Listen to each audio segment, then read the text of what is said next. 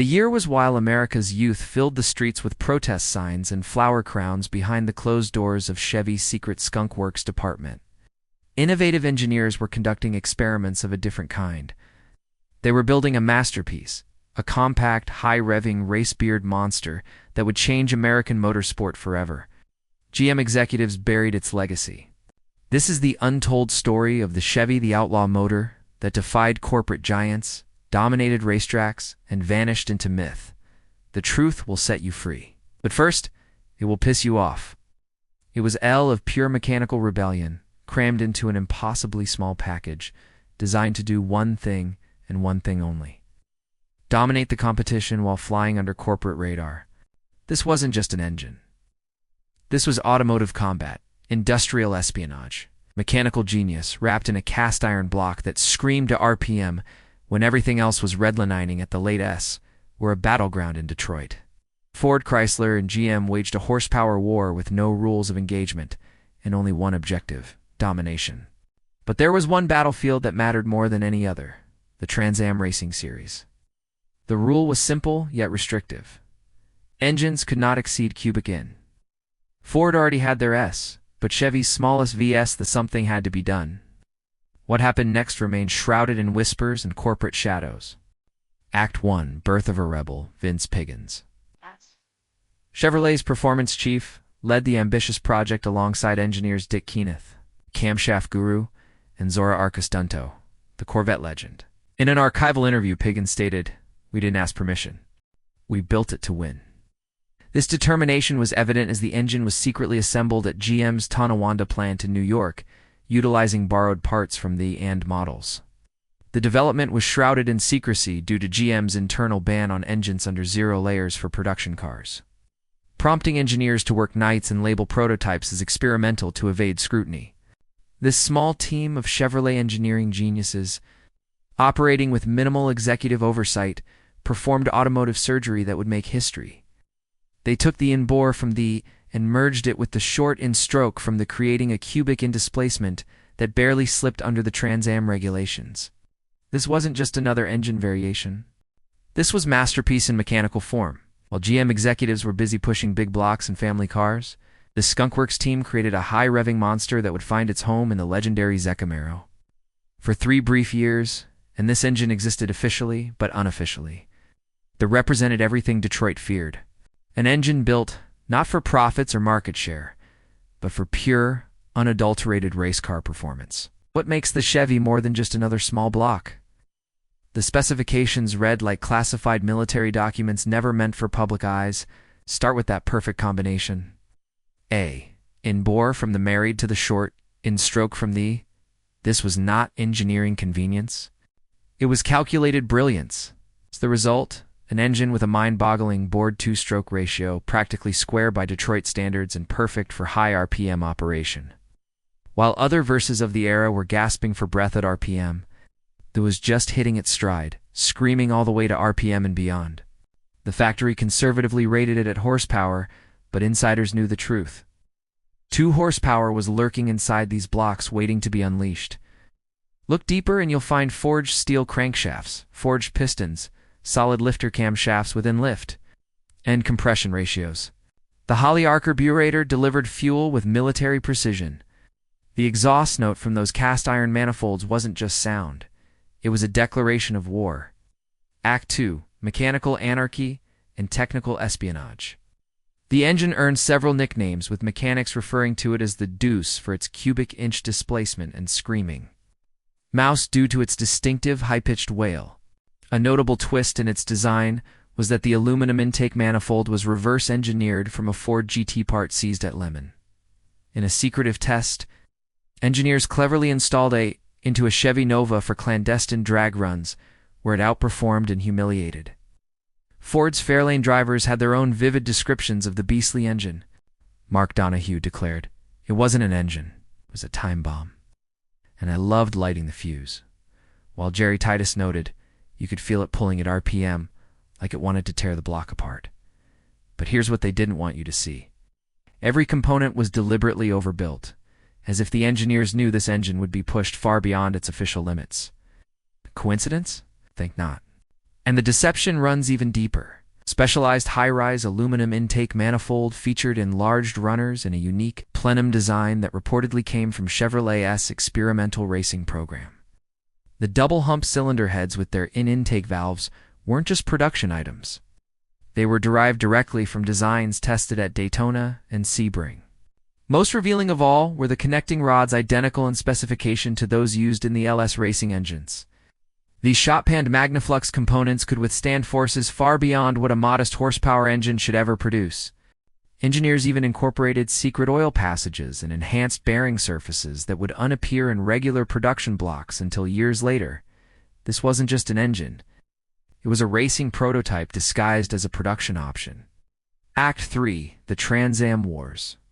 In the legendary rivalry between Ford's boss and CHEVYS, the Riverside race became a defining moment when Mark Donohue's overtook Parnelli Jones's Mustang on the final lap. Reflecting on the race, Roger Penske stated in archival audio, "They said we cheated.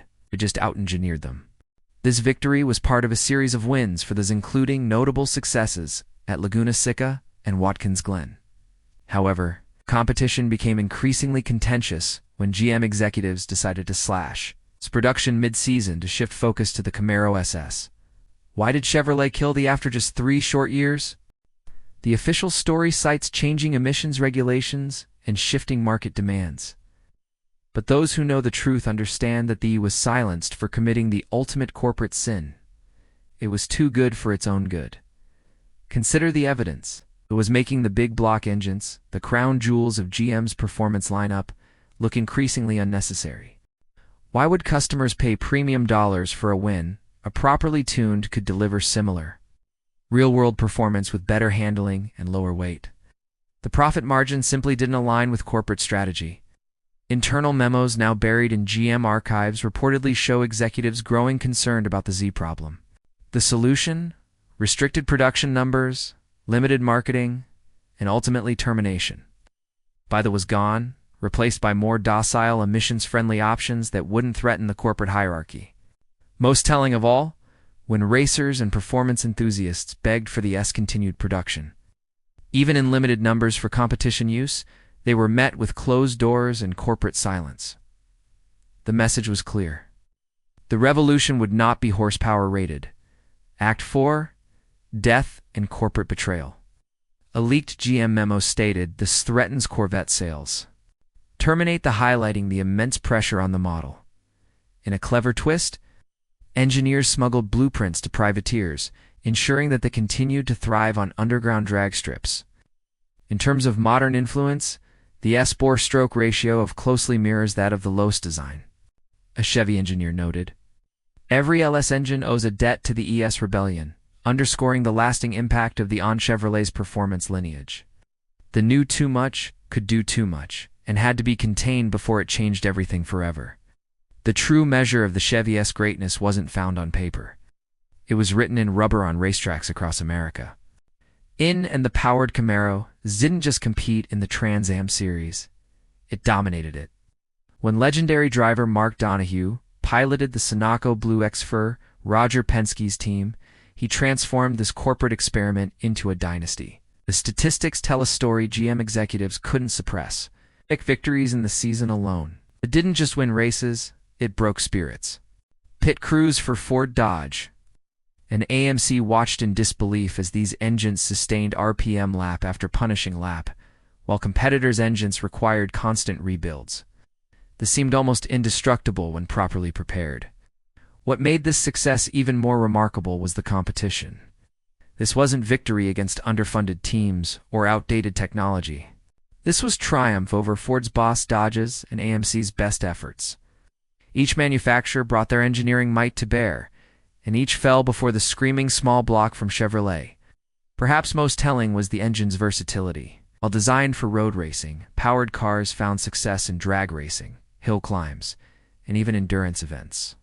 This wasn't just a one-trick pony. It was an all-conquering thoroughbred that made winners out of drivers who could harness its high RPM power band. Today, the Chevy doesn't just represent horsepower. It represents forbidden fruit that commands astronomical prices. Original numbers-matching engines have become the holy grail of muscle car collecting, with complete G regularly fetching $2 at auction. For rare cop or special order variants, the sky's the limit. What drives this valuation insanity? Rarity? Yes. Only about what the were ever produced. But the true value lies in what these engines represent. The last pure expression of performance before emissions controls and corporate conservatism changed everything. Every casting number, every date code tells a story of automotive rebellion that collectors are desperate to own. The irony is palpable. The very engine GM allegedly tried to suppress has become one of their most valuable creations. Original components, those solid lifter camshafts, forged cranks, and specialized carburetors, now trade for prices that would shock the engineers who designed them. A complete NUS, new old stock intake manifold alone can command dollar from the right buyer. Most telling is the authentication industry that has sprung up around these engines. Experts now use metallurgical analysis, microscopic casting mark examination, and historical documentation to separate genuine components from later reproductions. In the shadowy world of high-end muscle car collecting, the SDNA has become more closely scrutinized than evidence at a crime scene. Though officially extinct for over 5 decades, the CHEVYS engineering DNA flows through performance engines to this day like a mechanical phantom. Its influence appears in places both obvious and unexpected across the automotive landscape. Look at today's LS small blocks with their over-square designs and high revving capabilities. The fingerprints of the are unmistakable. When GM engineers developed the Elson, the CZ Corvette, an engine that could sustain RPM in a production car, they weren't creating something new. They were channeling something remembered. The S legacy extends beyond GM Ford's Coyote engines, Dodge's modern Hemis. All embrace the fundamental lessons of the lightweight rotating assemblies, optimal board two-stroke ratios, and flow-optimized cylinder heads. These weren't just good ideas in their essential principles today. Most significantly, they created a template for what enthusiasts demand. Engines that deliver more than their specifications suggest. Modern manufacturers now routinely underrate horsepower figures, knowing that discerning buyers appreciate discovering their engines deliver more than promised, exactly as they did decades ago. Underground racing communities still build modern variants, using contemporary components to create engines that honor the original while exceeding its performance. These aren't replicas, they're spiritual successors, keeping alive an approach to engineering that values passion over paperwork and performance over politics. The Chevrolety represents more than just another chapter in automotive history. It's evidence of what happens when engineering brilliance escapes corporate constraint. For 3 brief years, this engine showed us what was possible when performance trumped politics and passion overcame profit margins. Today, Original S still scream on vintage racing circuits and command respect at car shows nationwide. Each surviving example carries with it a question that haunts automotive historians. What if? What if GM had continued development? What if emissions regulations hadn't changed the game? What if the suits had embraced this mechanical marvel, instead of reportedly fearing its potential? The truth about that was never written in press releases or marketing materials. It was written in tire rubber on racetracks, in the grins of zoners as they outran bigger engines, and in the whispered conversations of engineers who knew they had created something special, something that transcended corporate boundaries. As you consider the legacy of this remarkable engine, remember sometimes the most important stories in automotive history are the ones that were never meant to be told. That's a seriously cool piece of Chevy racing history right there. The idea of putting caned valve heads on the JWA's pure Trans-Am brilliance. Chevy was clearly borrowing lessons from the Mark V big block, using splayed valves to improve flow, combustion efficiency, and ultimately power. Pushing horsepower in small block, that's wild, especially considering how much more it could have made with full race trim and tuning. Pairing it with a cross-ram intake just made it even more exotic. That setup screams high RPM, high-velocity airflow. It's a shame it never hit production. Would have been a monster on the street and a true rival to the boss. Imagine that caned valve and is right off the showroom floor. Muscle car legends would have hit another level. Was the greatest engine GM ever killed? That was silenced, but its ghost still haunts Detroit executives. What if GM had embraced its genius? Could Chevy have dominated Ford? Or did the S demise give birth to something greater? Comment below and hit subscribe.